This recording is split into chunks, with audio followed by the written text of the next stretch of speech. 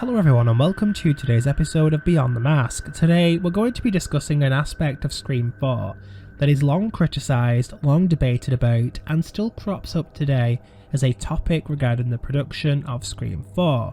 So I'm just going to go straight in here. When Scream 4 was released in 2011, I sat in my local cinema and I remember thinking something was off about the movie. I loved the story, loved the characters, but the way it looked just was off. So it was only when I got the physical Blu-ray of the movie that I was able to compare it to my copies of the previous entries, and this is exactly where the issue presented itself. The movie looked awful. It had this glazy filter over it that made everything seem yellow and lack any kind of real colour depth.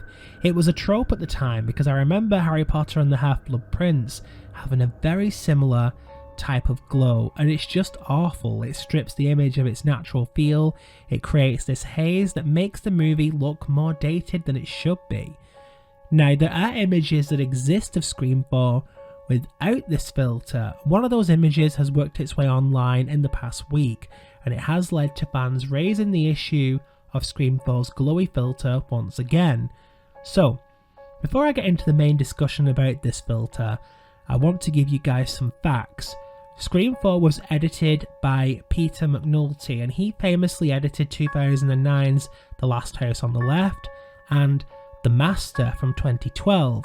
Now, one thing to note about his editorial library is that no other projects he has edited and put together have featured the glow that Scream 4 had. I've been and checked, if maybe this was a trope he had, and so on. But it turns out this style of editing just occurred when he was putting Scream 4 together. So with all that in mind, why does this movie have this awful glowy filter going on? Well, I think the answer actually lies in the story that Wes Craven, Kevin Williamson, and Ehren Kruger were trying to tell with this movie. The entire plot focuses on remakes. The motive of the killers is to play into the horror remake trope that was huge at the time the movie came out, and majority of them did feature that strange hazy filter, mainly because it appeared to make the film seem richer than it actually was, or more so, enhanced in quality than it actually was. So, Scream 4 was here to poke fun at that trope, to basically pay homage to current horror trends in the hopes of showing the audience how the horror genre has changed over the years in a truly meta way. Having this filter sort of made the movie seem like it was another addition to those long lists of remakes, because that's what Scream 4 was cleverly trying to do. The issue here is that the movie has become locked in its era now, which is something that I think may have been an error in creative decision making at the time. So with all this in mind, we are getting a 4K release of Scream 3 this year, with 4 likely to follow the year after. Will that fix this issue?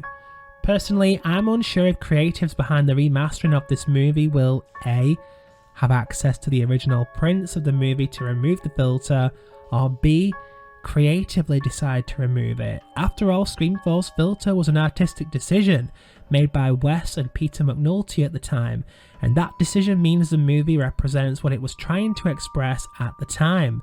As much as I personally want it stripped away, I'm not sure a creative team would want to do this, especially with Wes Craven no longer being here to sort of okay that decision.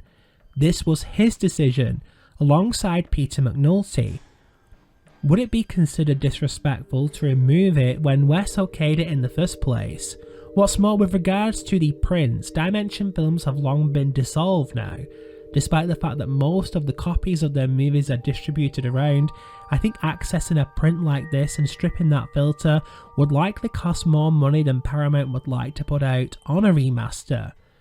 Personally, I say get rid. I don't like the filter, it makes the movie look older than it is, and now we have this ongoing franchise continuing to make movies. It honestly is the ugliest looking out of all of them. But then, it is supposed to represent a common trend that was featured in most horror movies at the time. So, I guess I respect what they were trying to do, honestly. Do you want a filter-less version of Scream 4? Or are you happy to embrace the movie as a product of the time. I cannot wait to hear your thoughts on this. I hope this video has helped shed some light on the filter, why it exists, and just basically give you some information on what exactly was going on with the look of Scream 4 at the time. As usual, don't forget to like, share and subscribe, and I'll see you guys in the next video.